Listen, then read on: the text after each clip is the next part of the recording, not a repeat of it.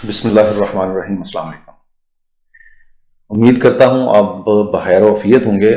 आज हमारा 6th session है डेटा एनालिटिक्स फॉर फ्रीलांसिंग के ऊपर और हम लोग सीख रहे हैं माइक्रोसॉफ्ट एक्सेल। बहुत पावरफुल टूल है और बहुत ज़रूरी है ये सीखना। इससे पहले कि मैं शुरू करूं आज का सेशन, कुछ सवालात हैं आप लोगों के, उनको देखना बहुत ज़रूरी है और उनको आंसर करना बहुत ज़रूरी है। सवाल अगर एक बंदे की तरफ से आता है तो मेरा मानना यह है कि उसका सबके लिए जानना बहुत ज़रूरी है। अच्छा, जो सबसे पहला सवाल है वो ये है कि क्या डेटा एनालिटिक्स ही एक ऐसी फील्ड है जिसमें हम पैसे कमा सकते हैं या इसके अलावा भी ऑनलाइन कुछ तरीकाकार है पैसे कमाने के। जी, data analytics is not the only field. बहुत सारे स्किल्स हैं जिनको सीख के आप पैसे कमा सकते हैं। मैंने आपको स्टार्ट में बताया था कि 2 रियल तरीके हैं ऑनलाइन पैसे कमाने के। पहला यह है कि आप जॉब करें, सर्विसेज प्रोवाइड करें, या आप प्रोडक्ट सेल करें, यानी कि सेलिंग करनी है आपने। सेलिंग में आप अपना टाइम सेल करें या आप अपने पैसे से इन्वेस्टमेंट करें और उससे प्रोडक्ट सेल करें। अब इसमें भी अगर आप डीप जाएं तो बहुत सारी चीजें ऐसी हैं जिनमें आपको नुकसान होने के चांसेस होते हैं या बहुत सारी चीजें ऐसी हैं जो आपको नहीं करनी चाहिए। जैसे फॉर एग्जांपल फॉरेक्स की तरफ अगर आप चले जाते हैं, पैसा वहां पे भी इन्वेस्ट किया जाता है लेकिन वहां पर आपके पैसा डूबने के चांसेस बहुत ज्यादा हो जाते हैं।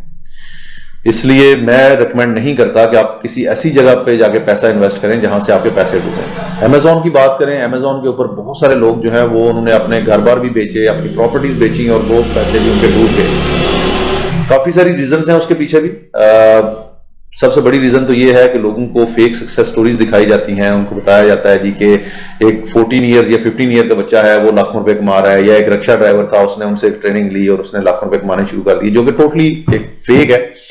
आप काम करने जा रहे हैं गोरे के साथ, और गोरे के साथ काम करने के लिए आपको उसकी लैंग्वेज में कम्युनिकेट करना जरूरी है। ना आपकी बात वो समझ पाया, ना आप उसकी बात समझ पाए, तो आप कैसे उसके लिए काम कर सकेंगे। बाद में उन लोगों ने वो फेक सक्सेस स्टोरी जो है वो हटा भी दी यूट्यूब चैनल्स से, लेकिन तब तक बहुत सारे लोग अपना नुकसान कर बैठे थे। एक चीज तो ये है, इसका खास ख्याल रखना है आपने। यस, अमेजोन से कमा भी रहे हैं बहुत सारे लोग जिनके पास प्रॉपर ट्रेनिंग होती है। देखें, पाकिस्तान में बैठ के अगर हम बात करें ना सिर्फ अकाउंट क्रिएशन की, वही बड़ा मुश्किल काम है। आपको LLC रजिस्टर्ड कराने में किसी की हेल्प लेनी होती है, बाज़ औक़ात वो बंदा वहां से आपको ठीक से सर्विसेज प्रोवाइड नहीं करता। फिर आपको अमेजोन के ऊपर अकाउंट क्रिएट करने में बहुत सारी हर्डल्स होती हैं। जिन लोगों ने इस फील्ड में कोशिश की है वो इसके ऊपर बेहतर कमेंट भी कर सकते हैं। तो उसमें भी लोगों का नुकसान हुआ है। तो जहां पर आप इन्वेस्टमेंट की बात करेंगे, आपका प्रॉफिट लॉस दोनों के चांसेस हैं, बिजनेस है। और दूसरी चीज जिस तरफ मैं आप लोगों को लेके आना चाह रहा हूं वो है सर्विसेज सेल करना। जैसे एक टीचर अपनी सर्विसेज सेल करता है, एक वकील अपनी सर्विसेज देता है, डॉक्टर अपनी सर्विसेज देता है, आपको सिंपली सर्विसेज देने के वो आपसे पैसे चार्ज करता है। इसी तरह से आप ऑनलाइन में अपनी सर्विसेज प्रोवाइड करके आप US डॉलर्स में या GBP में पैसे कमा सकते हैं। अच्छा, अब थोड़ा सा बात कर लेते हैं कि सर्विसेज में मैं ये क्यों कहता हूं कि डेटा एनालिटिक्स की तरफ आओ। क्या और इसके अलावा कोई स्किल नहीं है? आप डिजिटल मार्केटिंग में जा सकते हैं, ग्राफिक डिजाइनिंग में जा सकते हैं, सोशल मीडिया मार्केटिंग में जा सकते हैं। इसके अलावा आप पॉडकास्टिंग कर सकते हैं, आप व्लॉगिंग कर सकते हैं, ब्लॉगिंग कर सकते हैं, वेब डिजाइनिंग है, वेब डेवलपमेंट है, एप्लीकेशन डेवलपमेंट है, कंटेंट राइटिंग है। बहुत सारी फील्ड्स हैं जिनके ऊपर आप काम कर सकते हैं। अगर आप फाइवर पे जाएं और वहां पे जाके बायर अकाउंट से अगर आप जाते हैं, सेलर अकाउंट से निकलते हैं, तो आपको ड्रॉप डाउन्स में वो सारी की सारी फील्ड्स मिल जाएंगी जिनके ऊपर आप ऑनलाइन अर्निंग कर सकते हैं थ्रू फाइवर या अपवर्क। अब ये तो हो गया आपके एक सवाल का जवाब कि क्या हम डेटा एनालिटिक्स के अलावा भी पैसे कमा सकते हैं या नहीं। अब इसमें ना 2 चीजों को आपने खास तौर पे ख्याल ज़हन में रखना है। पहली चीज ये है, जो काम सीखना मुश्किल होगा, उस काम के ऊपर कंपटीशन आपको कम मिलेगा। लेकिन जो काम सीखना आसान है उसके ऊपर आपको कंपटीशन बहुत हाई मिलेगा। एग्जांपल दे देता हूं मैं आपको, सर्च खुद कर लीजिएगा। फाइवर पे जाएं और वहां पे जाके सर्च करें लोगो डिजाइनिंग। आप फिर देखें कि कितने लोग ऐसे हैं जो लोगो डिजाइनिंग की सर्विसेज दे रहे हैं। अब दोबारा फाइवर पे जाएं और वहां पे सर्च करें स्नोफ्लेक या सीक्वल सर्वर, और फिर देखें कि इसकी सर्विसेज कितने लोग दे रहे हैं। दोनों का डिफरेंस बड़ी आसानी से आपको पता चल जाएगा।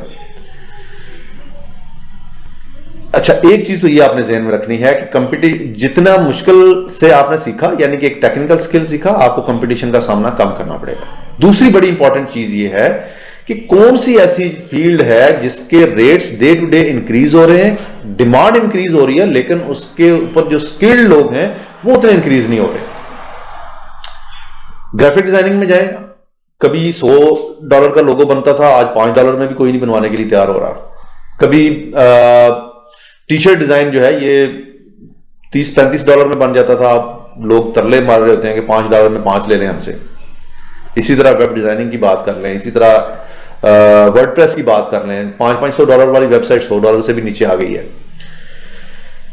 लेकिन डेटा एनालिटिक्स एक ऐसी फील्ड है जिसकी डिमांड डे टू डे बढ़ती जा रही है। Data analytics, machine learning, deep learning, artificial intelligence, ये सारी और क्लाउड कंप्यूटिंग, ये तकरीबन एक जैसी ही सारी चीजें हैं। आप किसी एक तरफ भी जा सकते हैं। इवन सीआरएम भी जो है, इसमें आप अपना कैरियर बड़ा अच्छा बिल्ड कर सकते हैं। तो इनके रेट्स नहीं कम हो रहे। जब मैंने स्टार्ट किया था तो एक पावर बीआई वाला बंदा या एक जो डेटा एनालिटिक्स की फील्ड का बंदा था, वो मैक्सिमम $20 पर आवर अर्न कर रहा था। ये 2020 की बात कर रहा हूं, जब मैंने प्रोफाइल क्रिएट की थी। इससे ऊपर का हम नहीं सोचते थे, बल्कि हम सोचना क्या था, हमें तो ऑर्डर भी नहीं मिला था उस वक्त तक। लेकिन अब हालत यह है कि आपको $50 पर आवर की जॉब भी मिल रही है बड़ी आसानी के साथ।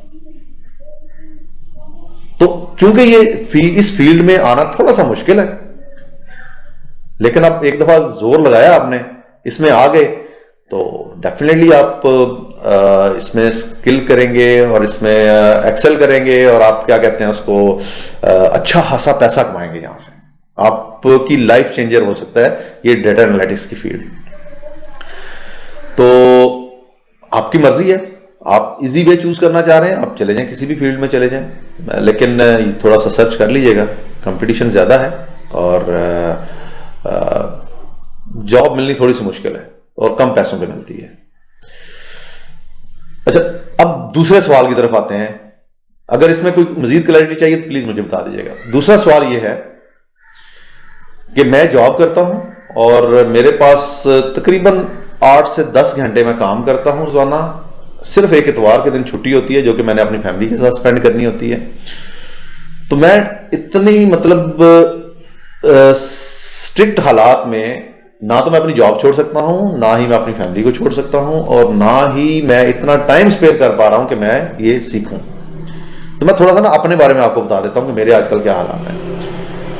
लास्ट वीक में मैंने 84 आवर्स काम किया था अपवर्क के ऊपर। 84 आवर्स का मतलब यह है कि तकरीबन 12 घंटे अगर मैं डेली काम करूं इंक्लूडिंग सैटरडे एंड संडे, तो ये 84 आवर्स बनते हैं। और इस वीक में भी मैं 72-73 पे चला गया हूं, और अभी भी मैंने मजीद काम करना है। आज का दिन सैटरडे और कल संडे भी मैंने काम करना है। तो ये होपफुली 85-86 तक फिर ये चले जाएंगे। अब अगर मैं 12 घंटे रोजाना काम करने के बाद आप लोगों के लिए ये कंटेंट तैयार करता हूं, आपके लिए ट्रेनिंग्स ये लाता हूं, तो डेफिनेटली आप लोगों को भी इस फील्ड में कोशिश करनी चाहिए। आप लोगों को भी टाइम स्पेयर करना चाहिए, अपने ऊपर टाइम स्पेंड करें, अपनी नींद कम कर दें, अपनी बाकी की जो मसरूफियात हैं या यारियां दोस्तियां वो थोड़ी देर के लिए लिमिट कर दें। सोशल मीडिया के ऊपर टाइम वेस्ट करना बंद कर दें। बहुत सारी चीजें जो आप कर सकते हैं और जहां से आप टाइम निकाल सकते हैं, और आप 4 से 5 घंटे रोजाना दे सकते हैं।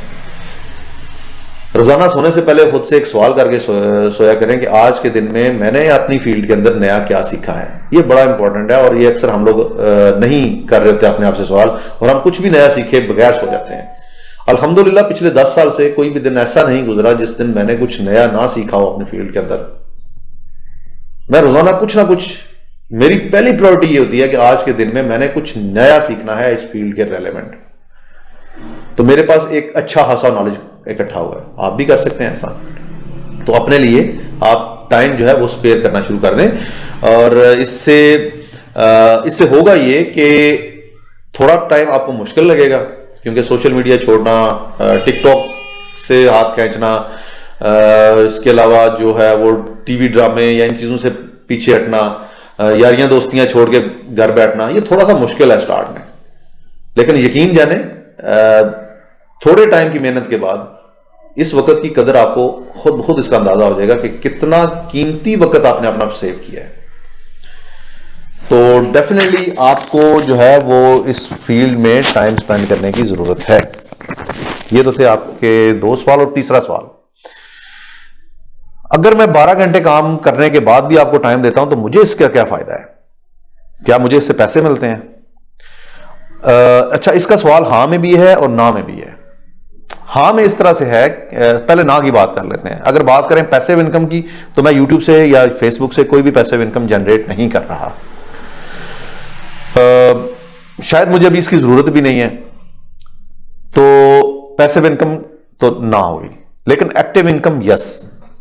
मैंने काफी सारे प्रोजेक्ट्स को ट्रेनिंग करवाई हैं, यहां YouTube से लोग मेरे पास तक अप्रोच किए हैं। आपने देखा होगा मैं अक्सर अपना व्हाट्सएप का नंबर दे रहा होता हूं, अपने फेसबुक पेज का लिंक दे रहा होता हूं, मैं कह रहा होता हूं कि मुझसे रब्ता करना है तो ये तरीके हैं, आप मुझसे रब्ता कर सकते हैं। तो लोग मेरे तक अप्रोच करते हैं, स्पेशली वो लोग जो USA में है, UK में है या कनाडा में है और हैं वो पाकिस्तानी या इंडियन, और उन लोगों को कोई काम चाहिए होता है तो वो मेरी वीडियोज के थ्रू मेरे तक अप्रोच करते हैं, और मैंने इससे अच्छे खासे पैसे कमाए हैं डायरेक्ट क्लाइंट्स के लिए। हाँ, ये अलग चीज़ है कि मैं बाद में उनको अपवर्क पे ले जाता हूँ या बाद में उनको फाइवर पे ले जाता रहा हूँ, या मैं डायरेक्ट पेमेंट लेता हूँ, वो एक सेपरेट बेस है।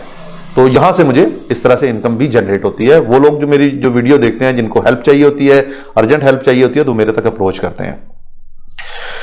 तो ये थे जी आपके सवाल, और आज का जो हमारा सेशन है वो बड़ा ही दिलचस्प सेशन होगा। एक्सेल के जो इंपॉर्टेंट फार्मूलाज हैं, जो फंक्शंस हैं, आज हम उनको डिस्कस करेंगे। और इसके लिए गुड न्यूज ये है कि एक्सेल में आप जैसे ही अपवर्क पे अकाउंट बनाते हैं तो आपको फौरी तौर पे एक्सेल चैट की तरफ से एक जॉब ऑफर आती है। आप उस जॉब पे अप्लाई करते हैं, और जब तक आपकी इनकम जो है वो किसी अदर क्लाइंट से जनरेट नहीं होना शुरू होती, तो आप इसके साथ काम करते रहें। $500-700 पर मंथ आप आसानी से बना लेंगे। वहां पे भी आपने फार्मूले लिखने होते हैं लोगों के लिए, और बदले में वो आपको पे करते हैं। एक्सेल चैट ज़हन में रखिएगा। और एक्सेल चैट के ऊपर अकाउंट बनाने से पहले मेरा आपको मशवरा ये है कि आपने एक्सेल चैट का जो फार्मूला, इफ्स का फार्मूला लिखाते हैं, उसकी एक कंप्लीट वीडियो पड़ी हुई है, किसी दोस्त ने डाली थी यूट्यूब के ऊपर, वो जरूर देख लीजिएगा। आप सर्च कर लें एक्सेल चैट टेस्ट या एक्सेल चैट थर्ड टेस्ट, जिस तरह से भी आप सर्च करना चाहें, देखिएगा। ना मिले मुझे बता दीजिएगा, मैं कमेंट में उसका आपको लिंक दे दूंगा। तो ये आपको जो है वो वहां से पैसिव इनकम जनरेट कर देंगे। ये फार्मूलाज बड़ा इंपॉर्टेंट है, जरूर इसके ऊपर आपने जो है वो फोकस्ड रहना है। तीसरी चीज ये है कि आपने, और इंपॉर्टेंट चीज लास्ट, आपने अब अपनी प्रोफाइल बनाने के ऊपर काम शुरू कर देना है। अच्छा, प्रोफाइल बनाने के लिए जरूरी क्या चीज है? अगर आपके पास एग्जिस्टिंग ईमेल आईडी है तो कुछ भी नया ईमेल आईडी क्रिएट करने की जरूरत नहीं है। आप अपना एग्जिस्टिंग ईमेल आईडी को यूज कर सकते हैं। आने वाले दिनों से, यानी कि नेक्स्ट वीक से, हम लोग 10 से 15 मिनट डेली बेस पे फ्रीलांसिंग को और अपवर्क को डिस्कस करना शुरू कर देंगे। प्रोफाइल कैसे बनानी है, इफेक्टिव प्रोफाइल कैसे बनानी है, एसईओ ऑप्टिमाइज्ड प्रोफाइल कैसे बनानी है, कवर लेटर कैसे लिखना है, ये सारी चीजें हम साथ साथ अब डिस्कस करना शुरू कर देंगे। तो आपने आने वाले कुछ लेसन्स में भी फोकस्ड रहना है इन चीजों के ऊपर। तो ये तो थी कुछ हमारा एजेंडा, और कुछ आने फ्यूचर में हम क्या करने जा रहे हैं। और एक गुड थिंग ये है कि आप लोगों में से ही एक दोस्त ने मुझे ये डैशबोर्ड भेजा है, और मैं ये चाहूंगा कि मैं आपके नाम के साथ ये डैशबोर्ड सब लोगों को दिखाऊं। आपका शुक्रिया, आपने इंटरेस्ट लिया इसके अंदर। और ये सिंपली स्लाइसर्स के साथ पिवट चार्ट और पिवट टेबल्स के साथ ये बनाया गया है। मुझे जरा ईमेल्स ओपन करने दें, मैं आपको पहले डैशबोर्ड दिखा देता हूं। इसमें 3 क्या कह सकते हैं हम, टैब्स हैं इसके अंदर या शीट्स हैं। पहली शीट के अंदर सेल्स, दूसरी के अंदर प्रोडक्ट्स और तीसरी के अंदर एक्सपेंसेस हैं। सेल्स में अगर आप देखते हैं तो सेल्स में ये देखें सेल बाय ईयर, ये आप किसी भी ग्राफ के ऊपर क्लिक करेंगे तो आपको उसका आइडिया हो जाएगा। यहां पर ये सारे के सारे प्रोटेक्टेड हैं। मैं देखता हूं अगर पासवर्ड नहीं लगा हुआ तो आपने जी पासवर्ड लगा के भेजा, इसलिए मैं आप किसी को ये नहीं दिखा सकूंगा कि इन्होंने बैकएंड पे वर्किंग क्या की है। लेकिन ये साइड पे देख लें, ये स्लाइसर्स हैं। यहां पर आप नंबर्स देख रहे हैं, ये कार्ड्स के ऊपर हैं। उसके बाद आप ये पाई चार्ट देख रहे हैं, वाटरफॉल चार्ट है, बार चार्ट्स हैं। इसी तरह प्रोडक्ट्स में अगर आप जाते हैं तो क्या बात है जी, आपने एक से एक जबरदस्त ग्राफ यूज किया और बेहतरीन आपने सिलेक्शन की है कि किस चीज को कहां पे प्लेस करना है। और उसके बाद एक्सपेंसेस हैं। मेरा आपको मशवरा ये है कि इमीडिएटली आपको फ्रीलांसिंग स्टार्ट कर देनी चाहिए।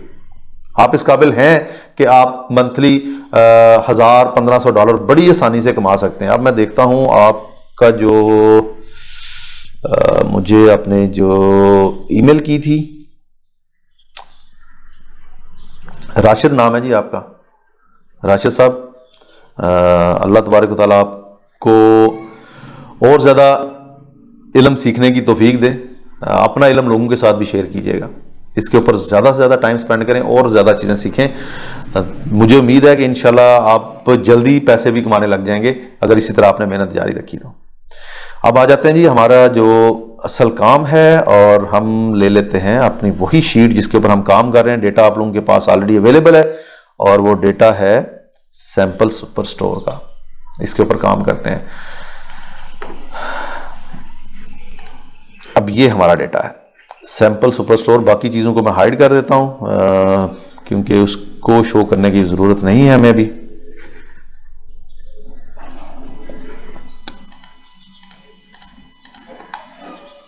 हाइड, और ये भी हाइड कर देते हैं। ये जो डेटा है इसको मैं दोबारा रेंज में कन्वर्ट कर लेता हूं। मुझे अब टेबल में नहीं चाहिए, रेंज में चाहिए, तो हम इसको पेस्ट एज वैल्यूज कर लेते हैं। मैंने राइट क्लिक करके पेस्ट एज वैल्यू किया। अब देखें ऑर्डर और शिपमेंट, ये डेट है तो मैं कंट्रोल 1 के साथ इनका फॉर्मेट चेंज कर दूंगा, यहां से डेट, और ये जो फॉर्मेट है जिसमें पहले डे आ रहा है, पहले मंथ आ रहा है, फिर डे है और फिर ईयर है, ये यूएस का फॉर्मेट है। और अगर डे, मंथ और ईयर की बात करें तो वो यूके का फॉर्मेट है। ये चीज आपने थोड़ा सा ज़हन में रखनी है। क्लाइंट के हिसाब से आपने इसको इसी तरह से लेके चलना है। बाकी चीजें ठीक है। अच्छा, अब फार्मूला बहुत सारे हैं। अगर आप फार्मूला टैब में जाएं तो यहां पर देखें ये ऑटोसम के कुछ फंक्शंस हैं, फिर रिसेंटली जो मैंने यूज किए थे वो हैं, उसके बाद फाइनेंशियल फंक्शंस आ जाते हैं। बहुत सारे हैं, मैंने इनमें से कई मैंने भी आज तक यूज नहीं किए। लॉजिकल हैं, text, date time, lookup reference, math, trigonometry, और इसके अलावा स्टैटिस्टिकल के हैं, इंजीनियरिंग के हैं, कंपैटिबिलिटी के हैं, इंफॉर्मेशन के हैं, क्यूब, वेब, तो ये बहुत सारे फंक्शंस हैं। कुछ लोग फाइनेंस वाले जो है वो कुछ फंक्शंस यूज कर रहे हैं, कुछ जो है वो स्टैटिस्टिकल एनालिसिस वाले कर रहे हैं। डेटा एनालिटिक्स के में भी जो इंपॉर्टेंट फंक्शंस हैं वो सारे मैं आज आपके साथ डिस्कस करने जा रहा हूं।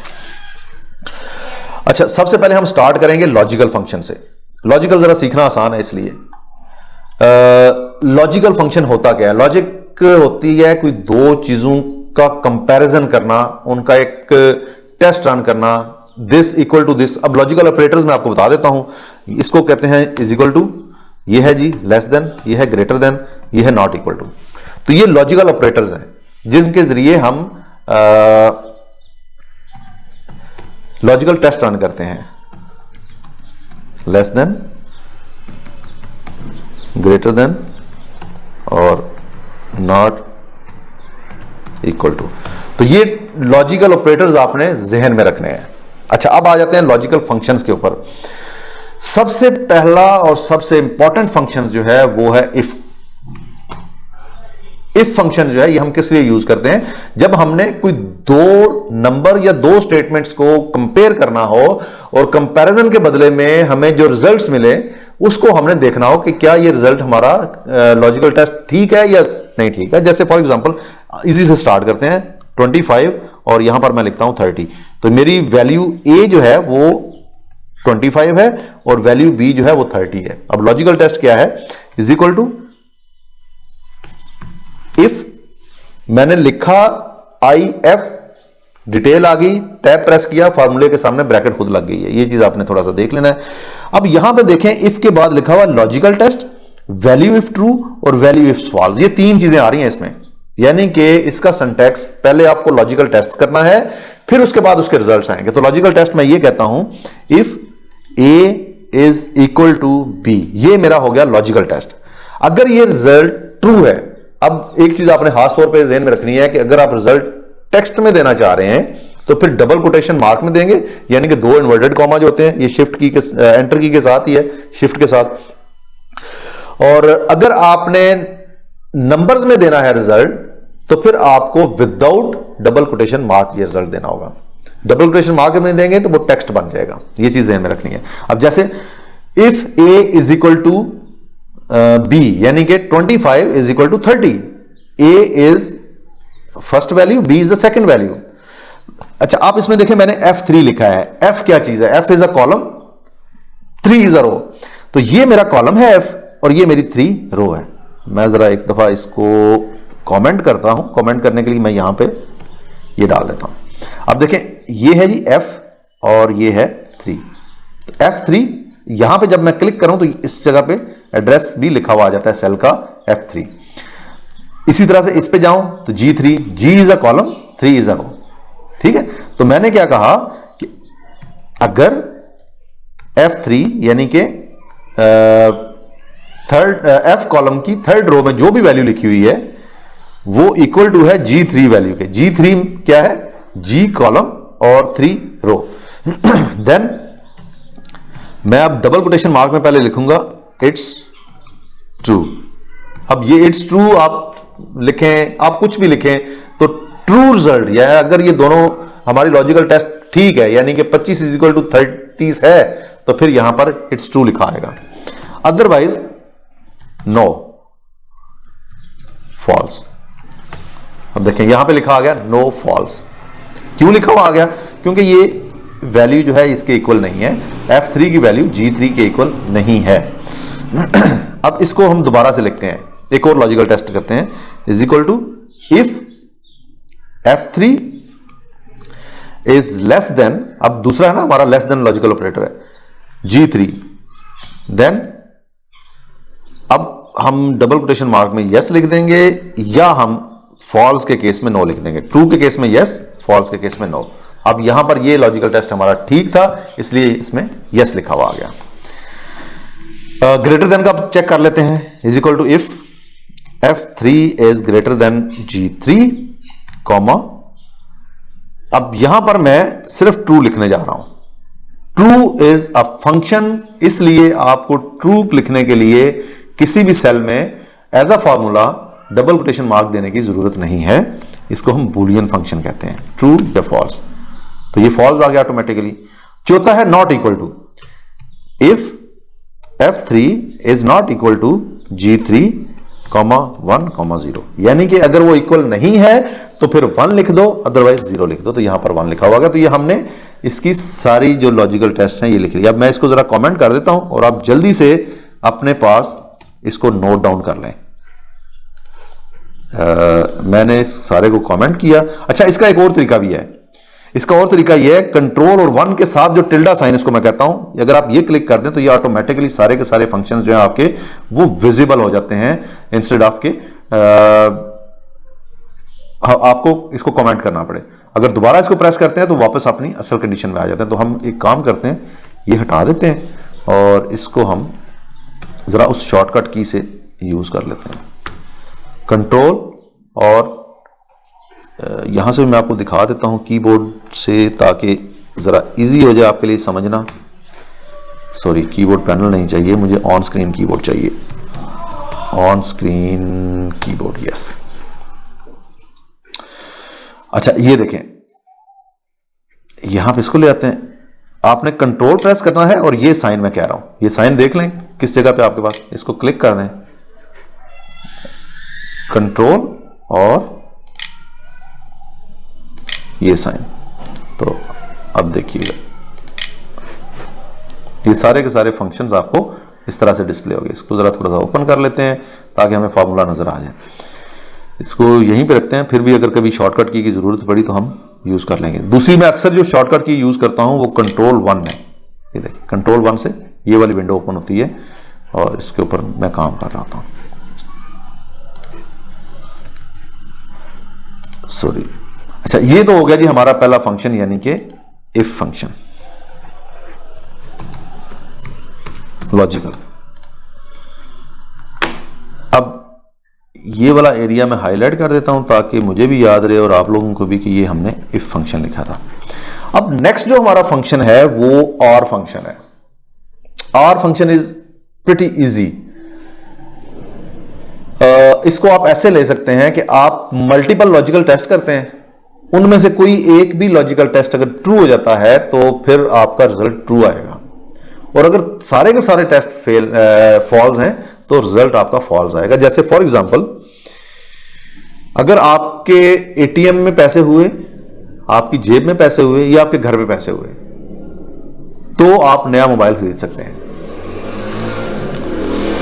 तीनों में पैसे हुए तब भी खरीद लेंगे, किसी 2 जगह पे पैसे हुए तब भी ले लेंगे, और किसी 1 जगह पे हुए तब भी आप नया मोबाइल ले लेंगे। लेकिन अगर आप ना तो आपकी जेब में पैसे हैं, ना ही एटीएम में है और ना ही घर पे पैसे हैं तो आप मोबाइल नहीं खरीद सकते। ये इसका एक एग्जांपल है और की। अच्छा, इसमें अब जैसे मैं दो इसमें टेस्ट क्रिएट करने जा रहा हूं। एक वैल्यू है ए, एक है बी और एक है सी, और एक लास्ट हम डी कर लेते हैं। ए के अंदर है जी 100, बी के अंदर है 200, सी के अंदर भी है 200 और डी के अंदर है 300। अब ये 4 वैल्यूज हैं हमारे पास, और इन 4 के ऊपर हम डिफरेंट टाइप के और लॉजिक के टेस्ट रन करेंगे। जैसे फॉर एग्जांपल और A is equal to B, comma B is equal to C. अब जरा थोड़ा सा ध्यान दीजिएगा, 100 इज नॉट इक्वल टू 200। ये चीज तो आपको बड़ी अच्छी तरह से इसका अंदाजा है। पहला टेस्ट हमारा हो गया फेल, यानी कि हमारा रिजल्ट हो गया, यहां तक तो हो गया फॉल्स। फिर दूसरा रिजल्ट है, अब सेल का मैं दोबारा नहीं बताऊंगा। सेल अगर आपको नहीं समझ में आई तो आप एक दफा दोबारा समझ लें कि जी जो अल्फाबेट है ये कॉलम का नाम है और नंबर जो है ये रो है, तो नंबर और कॉलम के कॉम्बिनेशन से सेल बनता है, तो हमने सेल का रेफरेंस दे दिया यहां पे। अच्छा, उसके बाद हमने लिखा G13 is equal to G14। G13 के अंदर लिखा हुआ है 200 और G14 के अंदर भी लिखा हुआ है 200। इसका मतलब यह है कि हमारा दूसरा लॉजिकल टेस्ट जो है वो ट्रू हो गया। इसका मतलब यह है कि हमारा रिजल्ट जो है वो ट्रू आएगा। ये चीज आपने ध्यान में रखनी है। इसी तरह से मैं कहता हूं कि एक और लॉजिकल टेस्ट है, if G12 is equal to G13 और G14 is equal to G15। अब इस केस में क्या होना चाहिए, जरा जल्दी से सोचें और कमेंट में बताएं। जल्दी से सोचें जरा, मैं वेट कर रहा हूं आप लोगों का कि आप मुझे क्या बताते हैं इसके बारे में। और G12 is equal to G13, comma G14 is equal to G15। तो देखते हैं रिजल्ट क्या आता है। रिजल्ट फॉल्स है। रीजन बिहाइंड कि हमारा हर एक लॉजिकल टेस्ट इसमें फॉल्स है। जब सारे लॉजिकल टेस्ट फॉल्स होंगे तो रिजल्ट आपको फॉल्स मिलेगा। तो ये है और के हवाले से। लॉजिकल ऑपरेटर्स आपके पास हैं, आप इनमें से किसी को भी ट्राई करके रिजल्ट्स ले सकते हैं। कोशिश सारी की सबकी कीजिएगा। तो ये हो गया जी हमारा आर फंक्शन, और उसके बाद एक और बड़ा इंपॉर्टेंट लॉजिकल फंक्शन है, वो है एंड। और एंड में एक बड़ा बेसिक सा डिफरेंस है। और के केस में अगर कोई एक भी स्टेटमेंट ट्रू होती है तो आपका रिजल्ट ट्रू हो जाता है। और के केस में ऐसा नहीं है। एंड के केस में तमाम स्टेटमेंट्स का, तमाम लॉजिकल टेस्ट का ट्रू होना जरूरी है। इसकी मिसाल हम ऐसे ले सकते हैं, आपकी जेब में पैसे होंगे और मार्केट खुली होगी, या आपका रिक्वायर्ड फोन मार्केट में अवेलेबल होगा तो ही आप फोन परचेज कर सकते हैं। आपकी जेब में पैसे नहीं है, फोन अवेलेबल है, आप नहीं ले सकते। आपकी जेब में पैसे हैं, फोन अवेलेबल नहीं है, आप नहीं ले सकते। या अपोजिट कर लें कि फोन मार्केट में पड़ा हुआ है, पैसे नहीं है, तो आप नहीं ले सकते। तो ये दोनों केस में आपका एक भी लॉजिकल टेस्ट फेल हुआ तो आप नहीं कर सकते, वो रिजल्ट फॉल्स दे देगा। जैसे for example, if 100 is equal to 200, G12 is equal to, अच्छा यहां पे हम एंड लिखना भूल गए हैं, इसका सिंटैक्स एंड से स्टार्ट होता है। तो पहला लॉजिकल टेस्ट है A is equal to B, यानी कि G12 is equal to G13। दूसरा लॉजिकल टेस्ट है G13 is equal to G14। अब बताएं जरा क्या होना चाहिए इसका? फॉल्स होना चाहिए। क्यों फॉल्स होना चाहिए? क्योंकि इसमें पहला लॉजिकल टेस्ट जो है वो फेल है।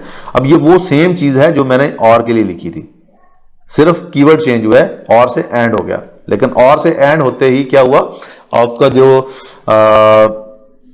रिजल्ट है वो चेंज हो गया।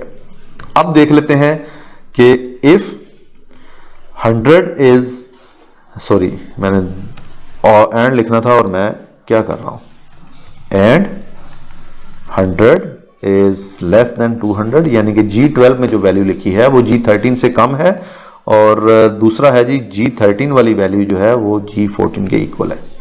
अब क्या होना चाहिए? अब जरा जल्दी से सोचें और इसका रिजल्ट भी कमेंट्स में दे दें जल्दी से। जवाब आपकी तरफ से नहीं आ रहा है, सोचें और जल्दी से जवाब दिया करें। इसमें ट्रू या फॉल्स ही लिखना है आपने, जल्दी से लिख दिया करें। तो इसका रिजल्ट ट्रू है क्योंकि इसकी तमाम लॉजिकल टेस्ट जो हैं वो ट्रू हैं। तो ये तो हो गए हमारे दो फंक्शंस। अब लॉजिकल टेस्ट में और देखते हैं कि करने का, ये बहुत इंपॉर्टेंट है। If error is the most important as well. If function, अगर आपके पास पुराना एक्सेल है तो उसमें नहीं होगा, लेकिन अभी ये भी ऐड हो गया। तो इफ एरर और इफ्स ये दोनों हम यूज करके देख लेते हैं। एंड कर लिया, इफ कर लिया, और कर लिया, ये तो यूज होने वाले हैं। अब इफ एरर यूज करते हैं। जब भी आप कोई ऐसा फंक्शन लिखें, खास तौर पर रेफरेंस फंक्शन लिखें जिसमें आपको खदशा हो कि एरर आएगा, तो आप इफ एरर स्टेटमेंट जरूर यूज किया करें। हर एक के साथ मत यूज करें, क्योंकि इससे क्या होगा कि आपकी कैलकुलेशन बहुत ज्यादा जो है वो टाइम लेना शुरू कर देगी। अच्छा, अब किसके साथ करना है और किसके साथ नहीं करना? जहां पर आप काउंट कर रहे हैं, जहां पर आप सम कर रहे हैं, जहां पर आप एवरेज कर रहे हैं, मैक्सिमम ले रहे हैं या मिनिमम ले रहे हैं, उस केस में आपको ये यूज करने की जरूरत नहीं है। वहां पर ऐसा नहीं होगा कि आपका रिजल्ट एरर में आए। जहां पर आप डिवाइड कर रहे हैं, डिवीजन का एरर आ सकता है, डिवाइडेड बाय 0। जहां पर आप वी लुकअप यूज कर रहे हैं, एच लुकअप यूज कर रहे हैं, लुकअप वैल्यू यूज कर रहे हैं, लुकअप यूज कर रहे हैं, वहां पर एरर के चांसेस हैं। तो वहां पर आपने इफ एरर जरूर यूज करना है। इसी तरह इंडेक्स मैच है, उनमें भी आपने जरूर यूज करना है इफ एरर। स्टार्ट सिंटैक्स इसका बड़ा सिंपल है, is equal to if error, उसके बाद जो भी आपका फार्मूला है वो लिख लें। जैसे मैं एक एग्जांपल दूं, G12 इज इक्वल टू, इसको हम और भी कर देते हैं, नेक्स्ट फंक्शन हमारा हो जाएगा और G12 is equal to G13 comma G13 is equal to G14। अब रिजल्ट तो इसका फॉल्स आएगा, लेकिन एरर के केस में मैं यहां पे लिख देता हूं दिस इज एन एरर। ठीक है, तो अगर रिजल्ट का एरर होगा तो फिर ये स्टेटमेंट आएगी। आप इसमें नंबर भी लिख सकते हैं विदाउट कोटेशन मार्क, और टेक्स्ट भी लिख सकते हैं, तो ये स्टेटमेंट आएगी। अदरवाइज यहां पर रिजल्ट आएगा, तो रिजल्ट आ गया ट्रू। अब मैं एक काम करता हूं, मैं यहां पर खुद से एक एरर लिख देता हूं। एनए का एक एरर है, मैं वो यहां पे लिख देता हूं। अब क्या हुआ, दिस इज एन एरर, क्योंकि उसको फार्मूला वैल्यूज में ही एरर मिल गया है, उसको वो कैलकुलेट नहीं कर सकता, तो उसने दे दिया दिस इज एन एरर। तो जब भी ऐसा कुछ सीन हो कि आप देख रहे हैं जी कि रिजल्ट्स में एरर आ रहे हैं, तो आप इफ एरर यूज कर लें ताकि वो जो कैलकुलेशंस हैं वो आपकी डिस्टर्ब ना हो। अच्छा, अब आ गया इफ्स। मैंने इफ्स को ज्यादातर यूज किया है गूगल शीट्स के अंदर, लेकिन आपका जो टेस्ट होगा वो भी इफ्स के ऊपर ही होगा।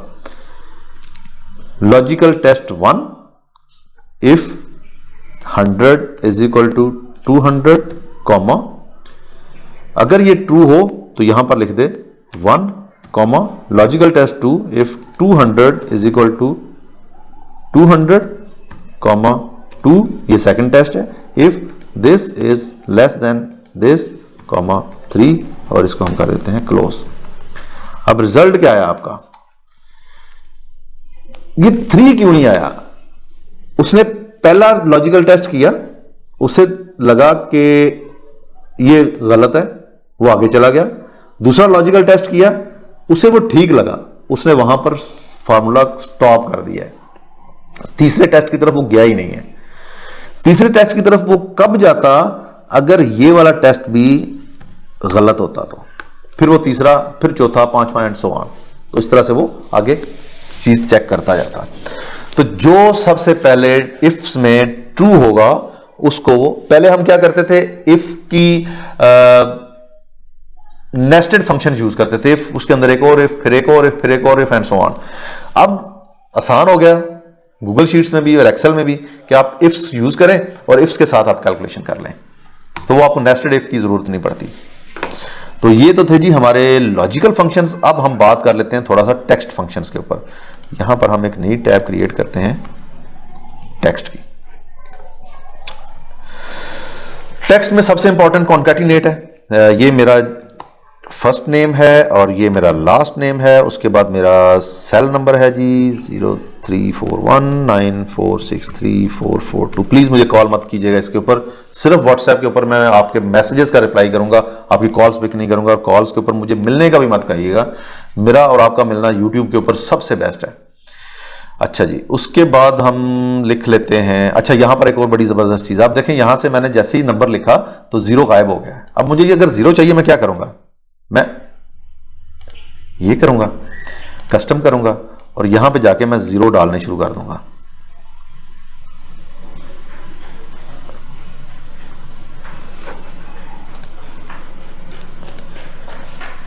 अब जितने 0 मैंने इंक्रीज करने हैं मैं यहां पे ऐड करता जाऊंगा। आप जैसे फॉर एग्जांपल मैं 2981, ये मेरा एम्प्लॉय नंबर होता था, ये मैं ऐड करता हूं तो मेरा इसके साथ उतने 0 लग जाएंगे। तो अगर आपके 0 ऐड करना है तो ये बड़ा आसान तरीका है। अच्छा जी, अब इन चीजों को मैंने एक सेल के अंदर लिखना है। असल सवाल तो ये था, उसके लिए हम यूज करते हैं कॉन्कैटिनेट। कॉन्कैटिनेट क्या करते हैं जी, सिंटैक्स इसका concatenate text 1 comma text 1 is in B1, text 2 is in C2 और टेक्स्ट 3 इज इन D3। तो ये आबिद, मकसूद और आगे नंबर लिखा हुआ आ गया। लेकिन इसमें एक चीज जो है ना वो अच्छी नहीं लग रही कि इसके दरमियान में स्पेस नहीं है। अगर आप स्पेस देना चाहते हैं तो डबल कोटेशन मार्क कुछ यूं आप ऐड कर दें दोनों कॉमा के दरमियान में, या आप डैश ऐड कर दें। लेकिन ये चीज ध्यान में रखना है कि इस डबल कोटेशन मार्क में, क्योंकि एक सेपरेट आर्गुमेंट है कॉन्कैटिनेशन में, तो आपने जरूर कॉमा देना है, ये वाला कॉमा जो है। अब इसको जरा देख लें तसल्ली से और अपने पास नोट डाउन करना है। इसका ऑल्टरनेट क्या है, ये मुश्किल है कॉन्कैटिनेट के स्पेलिंग याद करना या लिखना। तो ऑल्टरनेट जनाब ये है कि आपने B2 एंड साइन शिफ्ट 7 के साथ है ये, तो आप इस तरह भी कर सकते हैं। अब इसमें स्पेस कैसे देनी है, 2 एंड के दरमियान, पहले आप कॉमा के दरमियान में कर रहे थे, अब एंड के दरमियान में कर दें, एंड साइन। तो ये वही चीज लिखी गई है, फार्मूला लिखने का स्टाइल डिफरेंट हो गया। इजी था, आई थिंक आपको मजा आया होगा ये लिखने में। एक और बड़ा इंपॉर्टेंट फंक्शन, आपके पास जो टेक्स्ट है वो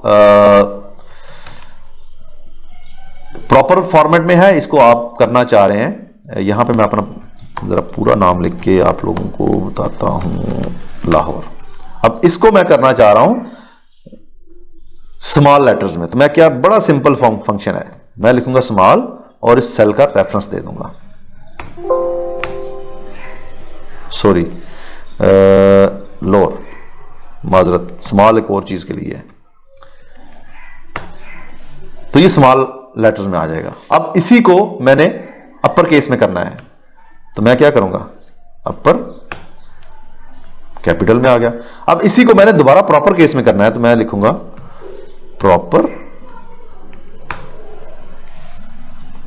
तो ये 3 फंक्शन है जी, लोअर, अपर और प्रॉपर। ये भी टेक्स्ट फंक्शंस हैं, ये भी आपने याद रखने हैं कि इनके ऊपर कैसे काम कर सकते हैं। नेक्स्ट जो हमारा फंक्शन है वो किसी भी टेक्स्ट में से लेफ्ट की वैल्यूज को हमने अगर अलग करना है, पहले हमने कॉन्कैटिनेट किया था, अब हम अलग करने की तरफ जा रहे हैं। तो अलग करने के लिए आप क्या यूज करते हैं, लेफ्ट साइड की वैल्यूज को।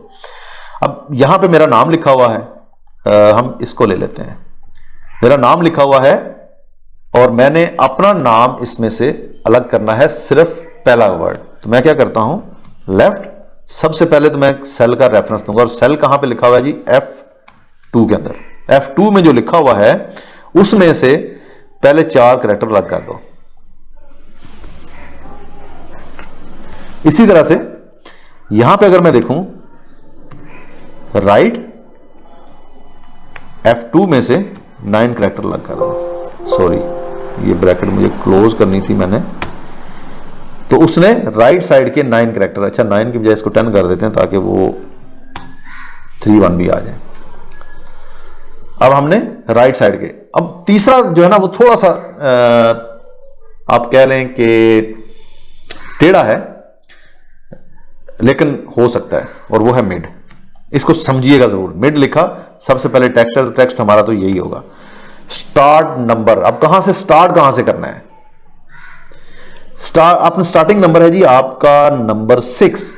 मुझे ए नहीं चाहिए, मुझे बी नहीं चाहिए, आई नहीं चाहिए, डी नहीं चाहिए, और डी के बाद एक स्पेस है, स्पेस इज अ कैरेक्टर, वो भी नहीं चाहिए। मुझे एम से स्टार्ट करना है और एम इज ऑन नंबर 6, तो मैं यहां पे लिखूंगा 6। अब एम के बाद मुझे कितने डिजिट चाहिए? मुझे MAQSOOD यानी कि 7 कैरेक्टर्स मुझे चाहिए, तो यहां पर मैं 7 लिखूंगा, तो मेरा ये मकसूद यहां से अलग हो जाएगा। तो ये मिड की वैल्यू इस तरह से अलग होती है। अच्छा, एक और चीज ये है जी कि अब इसमें से मकसूद आपने अलग करना है, लेकिन ये एक और केस भी इसमें देख लेते हैं।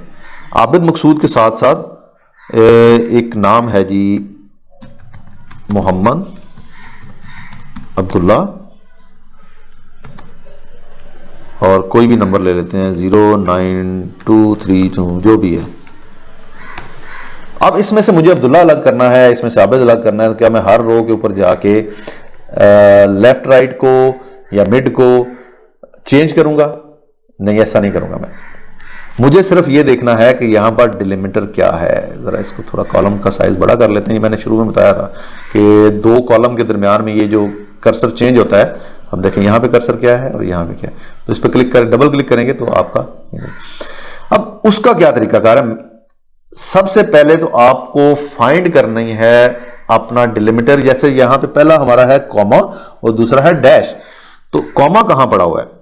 उसके लिए एक फंक्शन है फाइंड का। फाइंड हम यूज करेंगे यहां से, सॉरी, फाइंड और डबल कोटेशन मार्क कॉमा यहां पर। तो मुझे बता दो जी फाइंड में स्पेस कहां पे है? उसने कहा जी नंबर 5 पे स्पेस है, और यहां पे कहां पे है? नंबर 9 पे। इसी तरह से फाइंड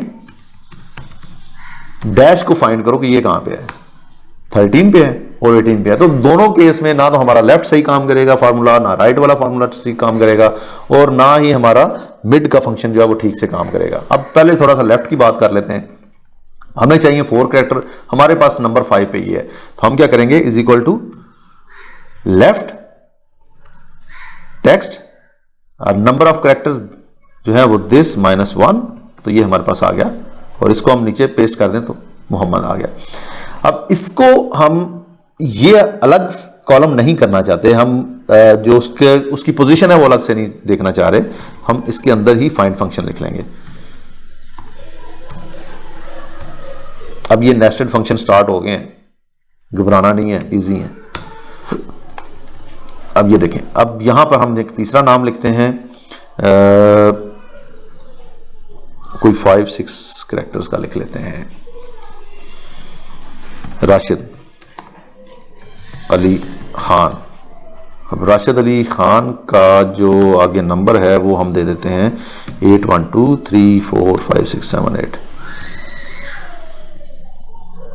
और इसको नीचे कॉपी कर लेते हैं। यहां पर देखें 4 कैरेक्टर उसने अलग कर दिए, यहां पे उसने 7 कैरेक्टर अलग कर दिए, 7 8 8, और यहां पर उसने 6 कैरेक्टर अलग कर दिए हमारे फार्मूला ने। तो इसका मतलब यह है कि एंड पे जो फार्मूला हम सेपरेट करने के लिए यूज करेंगे वो ये फंक्शन यूज करेंगे। अच्छा, ये तो हो गया लेफ्ट के लिए। अब राइट के लिए क्या करना है जी? राइट के लिए हमारे पास कॉन्कैटिनेट है डैश, डैश एक डिलिमिटर है, तो हम क्या करते हैं? सबसे पहले राइट दिस कॉमा। अब देखें यहां पर हमने राइट साइड के नंबर लेने हैं, वो हमें बता रहा है लेफ्ट से काउंट करके, एक छोटी सी चीज आपको मैं और बता देता हूं, एक फंक्शन है लेंथ जो कि आपके स्ट्रिंग या टेक्स्ट की लेंथ बताती है कि टोटल कितने कैरेक्टर हैं। अब इस लेंथ में से हम जो डिलिमिटर है उसको माइनस करेंगे तो हमारे पास कैरेक्टर्स आ जाएंगे, किस कैरेक्टर पे जाके आपका रिक्वायर्ड चीज पड़ी हुई है। अब हम यूज करेंगे जी राइट, और राइट के बाद हम यूज करेंगे ये है टेक्स्ट, और उसके बाद हम करते हैं लेंथ। इसकी लेंथ कितनी है उसमें से माइनस कर देंगे फाइंड फंक्शन जो हमने ये फाइंड किया था, कॉमा। अब ये नेस्टेड दर नेस्टेड होते जा रहे हैं, तो ये हमारे पास नंबर आ गया यहाँ पे, और ये नंबर और ये नंबर, ये देखें पूरा नंबर है, कुछ भी चीज इसमें से मिसिंग नहीं मिलेगी आपको। तो ये भी बड़ा इंपॉर्टेंट फंक्शन है, जल्दी से अपने पास नोट कर लें और इसकी प्रैक्टिस करें। 3 फंक्शन इसमें यूज हो रहे हैं, राइट, लेंथ और फाइंड। और अब लास्ट फंक्शन ये है कि अब इसमें से हमें मिडिल नेम निकालना है। किसी का मिडिल नेम स्टार्ट हो रहा है नंबर 7-8 कैरेक्टर से, किसी का जो है नंबर 6-7 से हो रहा है, किसी का नंबर 6-5-4 से हो रहा है। तो जो भी मिड का है और एंड का भी इसी तरह उसका जो है वो एंड कहां पे हो रहा है, ये भी हम डिफरेंट जगहों पे जाके एंड हो रहा है। तो अब हमने मिड का फंक्शन यूज करना है। सबसे पहले लिख लें जी मिड, और मिड में हमारा ये टेक्स्ट है जिसमें से हम मिडल की चीज निकालना चाह रहे हैं। स्टार्ट कहां से करेगा, स्टार्ट करेगा find space comma F2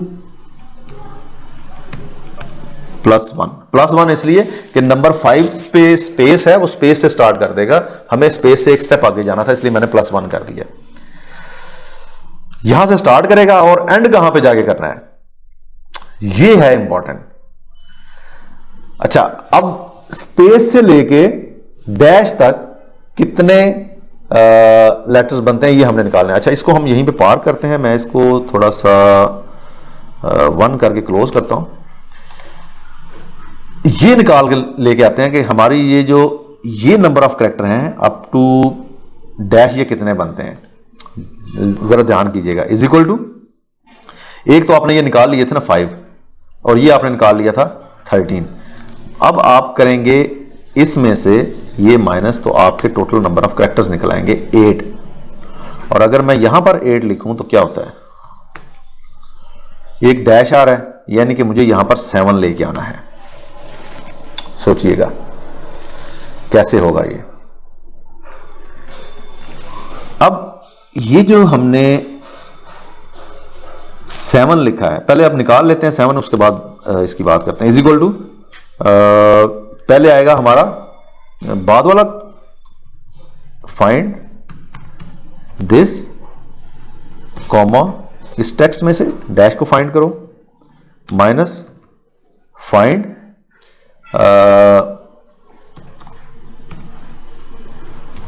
comma इसमें से, तो ये रिजल्ट आ गया हमारा 8। सिंपली 1 माइनस कर देंगे तो आपका 7 रिजल्ट आ जाएगा। यही चीज आपने 7 को रिप्लेस कर देना है।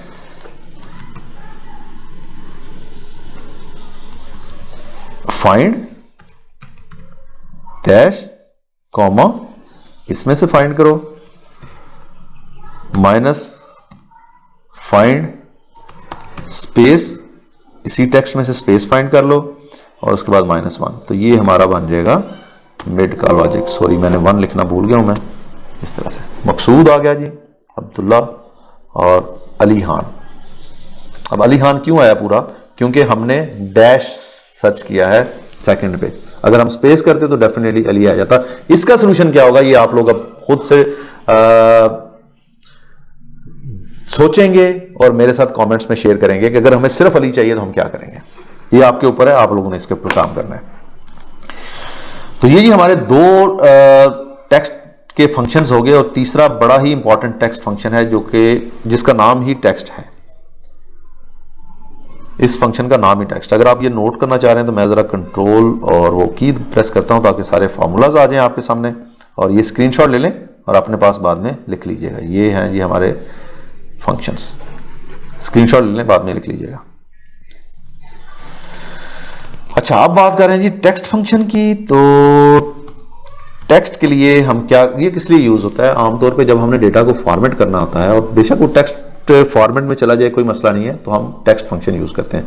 फॉर्मेट करने का दूसरा तरीका भी इसी फॉर्मूला के बाद मैं आपको बताऊंगा, जो कि ज्यादा बेहतर है इससे, लेकिन ये भी आप यूज कर सकते हैं।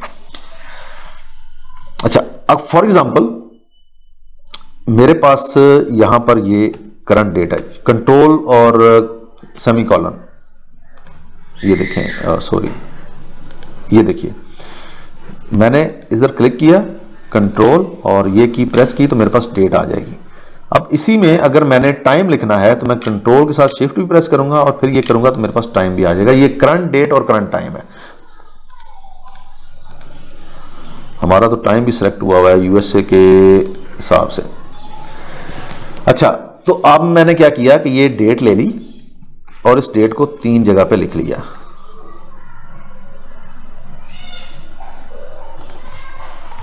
कंट्रोल डी के जरिए मैं इसको नीचे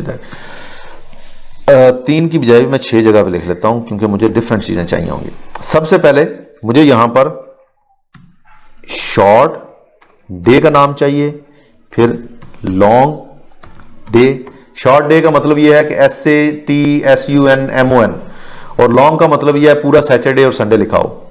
उसी तरह से शॉर्ट मंथ और लॉन्ग मंथ, और ये हमारा सिंपली ईयर, शॉर्ट ईयर है और लॉन्ग ईयर है। शॉर्ट ईयर होगा 2022 की बजाय 22, 23, 24, इस तरह से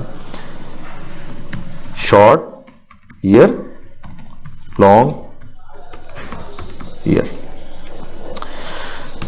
सबसे पहले इसका सिंटैक्स बड़ा सिंपल है। सबसे पहले आपने लिखा जी टेक्स्ट, और उसके बाद आपने उसकी वैल्यू दे दी या सेल का रेफरेंस दे दिया, जो कि H13 के अंदर हमारी डेट लिखी हुई है, और उसके बाद डबल कोटेशन मार्क में आपने लिख दिया 3 टाइम डी और इसको कर दिया क्लोज, तो आपके पास SAT लिखा हुआ आ गया। आज सैटरडे है तो SAT आ गया। इसी तरह से लॉन्ग के लिए हम क्या करते हैं कि टेक्स्ट कॉमा 4 टाइम डी लिख लेते हैं। 2 और 5 खुद ट्राई कीजिएगा और रिजल्ट में बता दीजिएगा कि आपको रिजल्ट क्या मिलता है, इस कमेंट्स में आपने बताना है। अच्छा, तो ये पूरा सैटरडे आ गया। इसी तरह से शॉर्ट मंथ है। अब तो आपको समझ आ गई होगी कि शॉर्ट मंथ के लिए हमने क्या करना है। टेक्स्ट और date, M for month, D for day, तो ये शॉर्ट मंथ आ गया। इसी तरह से लॉन्ग मंथ के लिए आपने 1, 2, 3 एंड 4 टाइम M दिया, तो आपके पास पूरा जनवरी लिखा हुआ आ गया। Short year is equal to text this comma YY 2 दफा दिया, सॉरी मैंने 0 क्यों डाल दिया है। और इसी तरह से आपने टेक्स्ट कॉमा 1, 2, 3 एंड 4 4 दफा दिया, तो इस तरह से आ गया। तो ये तो हो गया हमारी डेट के कुछ फॉर्मेट्स। अब आ जाते हैं नंबर के फॉर्मेट के ऊपर। नंबर मैंने लिखा जी, ये एक नंबर लिखा हुआ है, एक ये नंबर लिखा हुआ है। इसको मैं फॉर्मेट करना चाह रहा हूं कॉमा सेपरेटर के साथ, और इसको मैं फॉर्मेट करना चाह रहा हूं परसेंटेज के साथ। अब मैंने क्या किया, is equal to text this comma 0,0, ये मैंने दे दिया इसका फॉर्मेट, तो इसने कॉमा सेपरेटर लगा दिया। अगर 0,0 के बाद मैं .0 भी कर दूं तो ये डेसिमल प्लेस भी दे देगा, और अगर 2 दफा .0 करूंगा तो ये 2 डेसिमल प्लेसेस दे देगा। परसेंटेज के लिए मैं क्या करता हूं, is equal to text this comma 0%, percentage में आ गया 0.0%, तो ये साथ में डेसिमल प्लेसेस भी ऐड करने शुरू कर दिए इसने। तो इस तरह से हमारा ये जो है वो फॉर्मेट का फंक्शन इस तरह से हम यूज कर रहे होंगे। अब रिकमेंडेड क्या है कि आपने ये काम करना कैसे है। मैं इस डेट को यहां पे लिखता हूं और इसको मैं फॉर्मेट करता हूं। आपने कंट्रोल 1 प्रेस कर लेना है, कस्टम में जाना है। अब अगर इसको थोड़ा सा उठा के साइड में कर लेते हैं ताकि रिजल्ट भी नजर आता रहे। अगर आपको डे शॉर्ट फॉर्म में चाहिए तो 3 टाइम डी दे दें और इसको कर दें ओके। यहां पर सैटरडे लिखा हुआ है लेकिन ऊपर देखेंगे डेट ही लिखी हुई है। इसमें जाए तो ये फार्मूला है, लेकिन अगर इस फार्मूला को आप वैल्यूज में शिफ्ट करेंगे तो SAT लिखा रह जाएगा, लेकिन ये आपकी वैल्यू को नहीं चेंज कर रहा, वैल्यू आपकी वही है, रिजल्ट आपका चेंज हो गया। इसी तरह से आपने एक और डी ऐड कर दिया तो ये सैटरडे हो गया। फिर आपने मंथ करना है 2 टाइम या 3 टाइम, तो ये देखें मंथ, ये ऊपर रिजल्ट भी आ रहा है सैंपल में। इसी तरह से ईयर है तो आपने वाई कर दिया तो ये 2-3 लिखा हुआ आ गया सैंपल में, और एक दफ़ा और वाई ऐड किया तो ये 2023 आ गया। तो इस तरह से आपका जो असल वैल्यू है वो चेंज नहीं होती, लेकिन आपका रिजल्ट जो नज़र आ रहा है वो चेंज हो जाता है। इसी तरह से यहाँ पर कॉमा सेपरेटर डालना है, कंट्रोल 1 पे क्लिक करें, नंबर्स में जाएं और ये कॉमा सेपरेटर आपने ऐड कर दिया। डेसिमल प्लेसेस जितनी भी चाहिए आप ऐड कर सकते हैं, असल रिजल्ट आपका चेंज नहीं हुआ। परसेंटेज में कंट्रोल 1 करें, परसेंट पे क्लिक करें और जितने डेसिमल प्लेसेस चाहिए वो कर लें। आसान तरीका भी है, होम टैब पे जाके भी आप ये काम कर सकते हैं। यहाँ से आप कॉमा सेपरेटर लगा सकते हैं और यहाँ से आप परसेंटेज का साइन लगा सकते हैं, ईजी है वो। तो ये जी हमारे जो टेक्स्ट फंक्शंस हैं वो हमने कर लिए, कुछ टेक्स्ट फंक्शंस कर लिए। मजीद देख लेते हैं, और आज का दिन में हम रखेंगे टेक्स्ट तक, और बाकी हम ट्यूसडे को करेंगे मजीद फंक्शंस के ऊपर काम। तब तक आप ये प्रैक्टिस कर लीजिएगा। फाइंड हमने कर लिया है, क्लीन इंपॉर्टेंट है वो भी कर लेते हैं, और फाइंड है लेफ्ट कर लिया, लेंथ कर लिया, अपर लोअर वगैरह कर लिए हैं, मिड कर लिया है, प्रॉपर सब्स्टिट्यूट ये बड़ा इंपॉर्टेंट है, ये भी कर लेते हैं। अच्छा, 4 फंक्शन मैंने ढूंढे हैं जो कि मजीद इंपॉर्टेंट हैं इसके अंदर हमारे। ये हम टेक्स्ट ही देख रहे थे, हाँ जी। एक है 4 यानी करैक्टर, एक है सब्स्टिट्यूट, एक है वैल्यू और ट्रिम। ट्रिम क्या काम करता है? आपके टेक्स्ट में स्पेसेस हैं स्टार्ट में, जैसे ये स्पेस, आबिद स्पेस। अब इसकी अगर आप लेंथ लें तो ये 6 है, लेकिन अगर आप इसी को ट्रिम कर लें, सिंपली आपने ट्रिम लिखना है और टेक्स्ट दे देना है, और यही फंक्शन दोबारा लिखेंगे तो ये 4 हो गया। दोनों साइड पे स्पेसेस थी वो हटा दी हैं। अच्छा, ये तो काम था ट्रिम का। अब सब्स्टिट्यूट का क्या काम है? आपने यहां पे एक टेक्स्ट लिखा था जिसमें ये पूरा नाम आ गया, इसको हम कॉपी करके इधर ले जाते हैं। अब ये जिस जगह पे स्पेस आ रही है ना, मुझे स्पेस की जगह पे भी डैश डालनी है, तो मैं क्या करता हूं, कंट्रोल फाइंड से भी कर सकते हैं आप, लेकिन अगर फार्मूला से करना है तो सब्स्टिट्यूट, इसमें ओल्ड टेक्स्ट है जी हमारा स्पेस, और न्यू टेक्स्ट है डैश। तो अब स्टार्ट में भी आबिद डैश मकसूद डैश आगे नंबर आ जाएगा।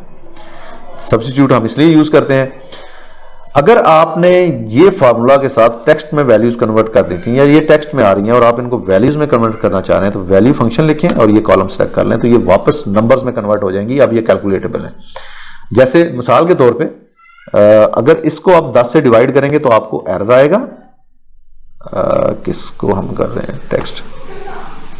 अच्छा, इसमें ऑटोमेटिकली उसने इसको रीड कर दिया एज अ टेक्स्ट वैल्यू को। वैसे नॉर्मली हम नहीं कर सकते, नंबर्स को कर सकते हैं डिवाइड। अगर इसके ऊपर फंक्शन नहीं काम कर रहा, सम का, एवरेज का, तो आप यूज कर सकते हैं इसको। अच्छा, इसमें एक वैल्यू और लिख के देखते हैं, और इन दोनों को हम सम कर लेते हैं। ये फंक्शन अभी हमने स्टडी नहीं किया। अब देखिए नंबर क्या आ रहा है? नंबर आ रहा है आपका सिर्फ 1 वाला, दोनों नंबर नहीं आ रहे। क्यों? क्योंकि ये टेक्स्ट है और ये नंबर है। अब यही काम अगर आप यहां पे करेंगे तो फिर देखें क्या होता है।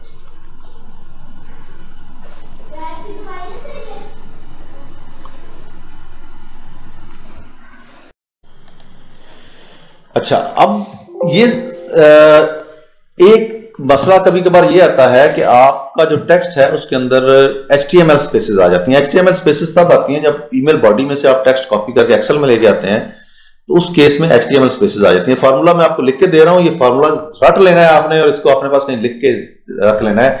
ये बहुत काम का फार्मूला है। ये basically formula combination of all these 3 functions है, जिसमें ट्रिम है, क्लीन है, सब्स्टिट्यूट है, और 4 है इनका। अब जैसे फॉर एग्जांपल हम लिखते हैं जी एक ट्रिम, और ट्रिम में हम बताएंगे सब्स्टिट्यूट, टेक्स्ट है हमारा ये, comma 4, 160 character is HTML space, ये आपने ध्यान में रखना है, कॉमा, इसको डबल कोटेशन मार्क से रिप्लेस कर दो।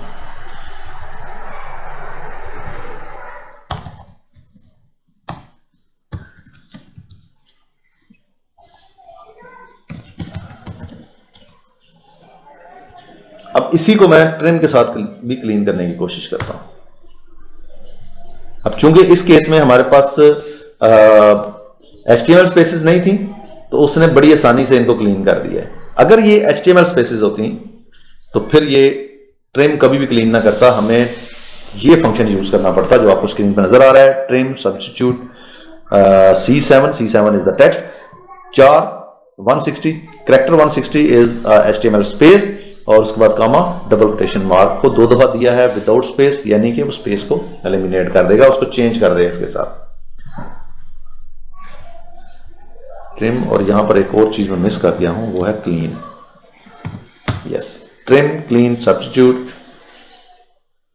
ये फंक्शन है जी, देख लें और लिख लें अपने पास, ये काम आएगा आपको। तो ये हो गए हमारे टेक्स्ट फंक्शंस भी, और आई बिलीव के आज के लिए इतना काफी है फंक्शंस को लेके। आप लोगों ने प्रैक्टिस करनी है फंक्शंस की, और फिर आप लोगों ने आगे के लिए खुद को रेडी करना है कि नेक्स्ट हम कौन से फॉर्मूलाज को डिस्कस करने जा रहे हैं। डेफिनेटली अब हम बात करेंगे डेट की, लुकअप रेफरेंस की, मैथ ट्रिग्नोमेट्री फंक्शंस की और स्टैटिस्टिकल फंक्शंस की। इनके ऊपर हम बड़ी डिटेल में बात करेंगे, तो लेकिन उससे पहले ये वाले सीखने बहुत जरूरी है। अब थोड़ी सी बात कर लेते हैं, क्या हम सिर्फ और सिर्फ अपवर्क और फाइवर से ही पैसे कमा सकते हैं, या कि इसके अलावा भी कहीं से पैसे कमाए जा सकते हैं? जी बिल्कुल, आप कमा सकते हैं पैसे अपवर्क और फाइवर के अलावा भी। अपवर्क और फाइवर के अलावा पैसे कमाने के लिए क्या करना है आपको कि लिंक्डइन पे प्रोफाइल बनाएं, इंडीड पे प्रोफाइल बनाएं, अपनी प्रेजेंस करें सोशल मीडिया के ऊपर, इंक्लूडिंग फेसबुक, इंक्लूडिंग यूट्यूब, और कंटेंट आप सिर्फ वो वाला वहां पे रखें, शेयर करना शुरू करें जिस फील्ड में आप मास्टर हैं। तो डेफिनेटली लोग आपकी तरफ अप्रोच करेंगे, लोग सर्च करते हैं, गूगल से पूछते हैं, फेसबुक से पूछते हैं, यूट्यूब से पूछते हैं कि ये वाले मसले का हल बताओ। उस मसले का हल आपकी वीडियो, आपका कंटेंट जो है वो बता रहा होता है, तो लोग आप तक अप्रोच करते हैं। लेकिन इस तरीके से ऑर्डर को जरा कम मिलते हैं। लिंक्डइन से भी आपको ऑर्डर मिल जाते हैं, इंडीड से भी मिल जाते हैं, ग्लासडोर से भी मिल जाते हैं, जॉब्स भी मिलती हैं। थोड़ा सा इनसिक्योरिटी का वहां पे खदशा होता है कि आपके साथ कहीं स्कैम ना हो जाए। ऐसा ना हो कि आपसे कोई बंदा पूरा महीना काम करवाए, पैसे देने के टाइम पे गायब हो जाए।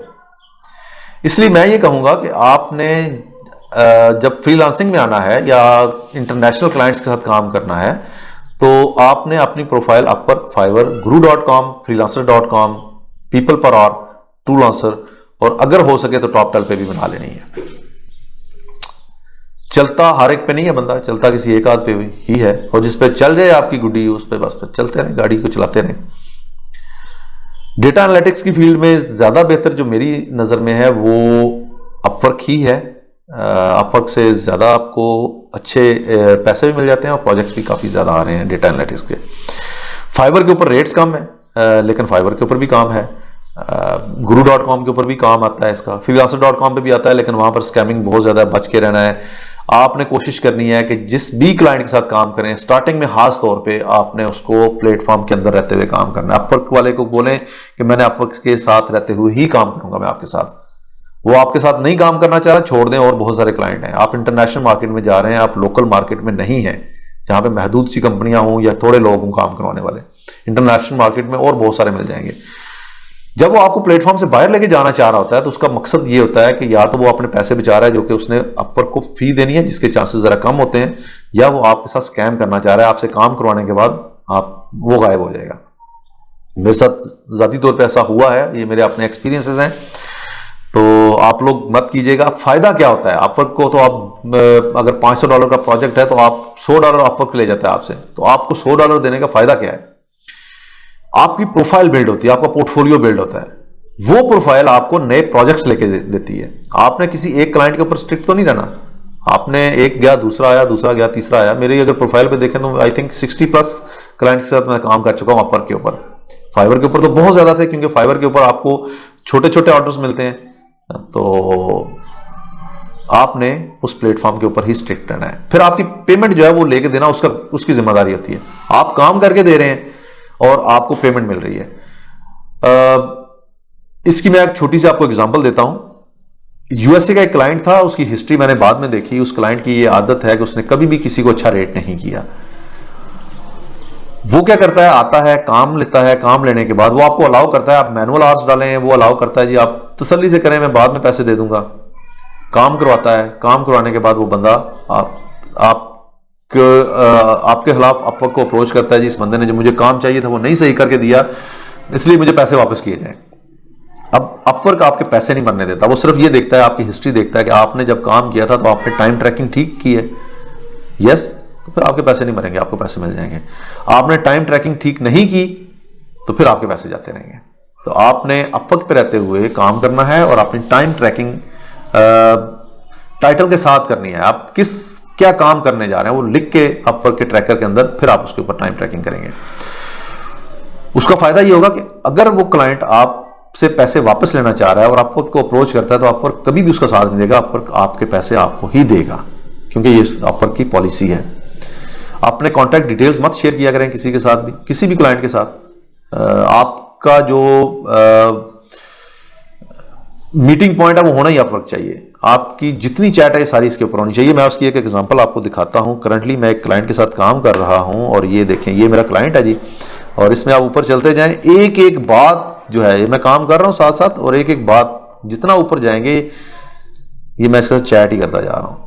हर काम जो उसको चाहिए, जो चीज उसने नई मुझसे पूछनी है, बतानी है, वो सारी की सारी चीजें वो यहीं से मेरे साथ कम्युनिकेट हो रही हैं। ना तो मैंने अपना अपवर्क का व्हाट्सएप का नंबर शेयर किया, ना ही मैंने अपना कोई और नंबर, ये अपवर्क से ही आया, अपवर्क पे ही काम कर रहा है और अपवर्क पे ही मेरा इसका जो है वो कम्युनिकेशन हो रही है। यहां पर आपके पास कॉल का ऑप्शन भी है। कॉल आप जो है वो जूम भी कर सकते हैं और आप वैसे कॉल भी कर सकते हैं जब मीटिंग डायल इन की कॉल है। तो ये दोनों तरीके आप यहां से कर सकते हैं। तो क्या जरूरत है किसी और तरफ जाने की। मेहनत करें, कोशिश करें और इस चीज को सीख लें। खुद को थोड़ी सी मुश्किल में डाल लें, थोड़ी सी मुश्किल में आज डाल लें, कल को आपकी जिंदगी आसान हो जाएगी। आपको टाइम स्पेंड नहीं करना पड़ेगा जाके किसी अपने घर से दूर किसी अदर प्लेस के ऊपर काम करने के लिए, पैसे कमाने के लिए। आप घर बैठे तसल्ली से काम करें, अपने बच्चों को, अपने फैमिली को फुल टाइम दें और डॉलर्स में इनकम लें और डॉलर्स में अच्छी खासी इनकम लें। मुझे आपके सवालात का इंतजार रहेगा। नेक्स्ट वीडियो में इंशाल्लाह आपसे फिर मुलाकात होगी किसी और ट्रेनिंग के साथ, किसी और फार्मूलाज के साथ। साथ में एक और चीज ये है कि मैंने ऐप शीट के ऊपर भी एक ट्रेनिंग बनाई है जो कि एडिटिंग के प्रोसेस में है। वो जैसी एडिट हो जाएगी तो मैं वो भी इंशाल्लाह अपलोड कर दूंगा, तो वो भी आपके लिए काफी ज्यादा फायदेमंद होगी। अगला सेशन हमारा है इंशाल्लाह ट्यूसडे को हम मजीद कुछ फार्मूलाज डिस्कस करते हैं। अल्लाह हाफिज।